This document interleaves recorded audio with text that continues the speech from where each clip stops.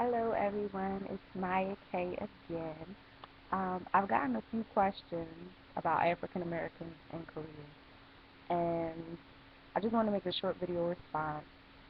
It really depends on where you're placed. I travel to Seoul maybe once or twice a month.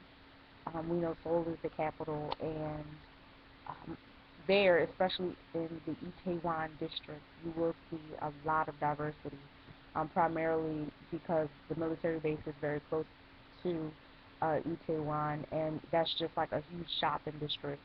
But as far as where I stayed in Daejeon, there were not a lot of African Americans. In fact, I want to say there were probably none. I know in Busan they have a group called Brown in Busan, which is another city in South Korea, another huge city. But Daejeon, I believe, is the second largest after Seoul.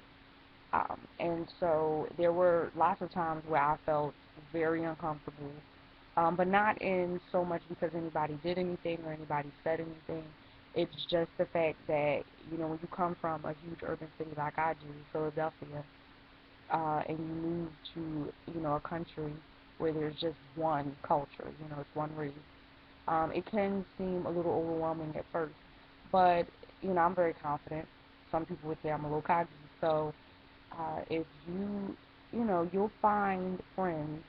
You may have to go out. Where I lived, it was about 45 minutes away on the bus to the movies, to like Time World, Galleria Time World, which is downtown uh, Daejeon, which they call Busan. Um, and so, yeah, I would have to say in my 1 year living in Korea, which I am home now, in my 1 year living in Korea, in my district where I live, I never saw another African American. And again, traveling to Seoul and places, I would see plenty. But where I lived at, no, on a regular everyday basis, walking from school, getting on the buses, hanging out, in my neighborhood, going to eat, whatever. No, there were no African Americans. So if you're a little concerned about that, my advice to you is to just kind of go, and depending on where you're from in the United States or wherever country you're from, you're not really you do want to have some comfort. You want to go where you're gonna see somebody, at least one or two people like you. But I actually learned a whole lot about myself. It made me appreciate America more, and it even made me appreciate my culture more, kind of being isolated the way that I was. So, I've always been kind of a go-getter, didn't worry about things like that, especially when you're called by God to go certain places to achieve certain things. So, don't let that deter you if you're worried about how many African Americans you'll be around. Explore where you are, and embrace as much of the culture as you can. And keep in touch, with friends and family back home. Not necessarily everybody, but stay on Facebook and Twitter and Instagram just so you have those comfort. Just like they'll tell you to take some comfort food, keeping in touch with your family and friends to keep you kind of grounded, and they encourage you through that process. In the beginning, you will get some scares. In the beginning, people will point, and some may even laugh. You have to remember being in Korea.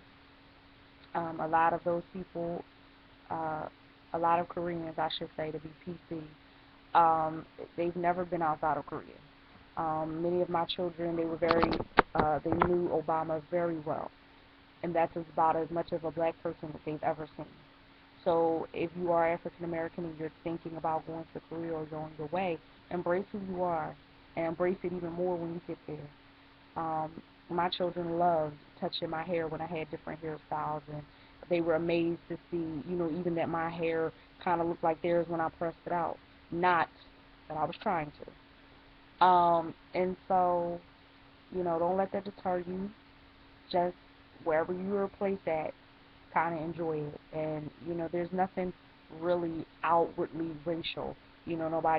I've never experienced it. Nobody's going to come up to you and, like, try to, like, rub your skin off or something. It's just not like that. A lot of it is just a silent curiosity. Um, and, again, some people will talk. but you don't know whether the whispering and talking is fascination. I've had grown women, when I had the two-strand twist, touch my hair. I'm like, oh, and then they say pretty in Korean. I forgot what it was, but I did learn what it was while I was there.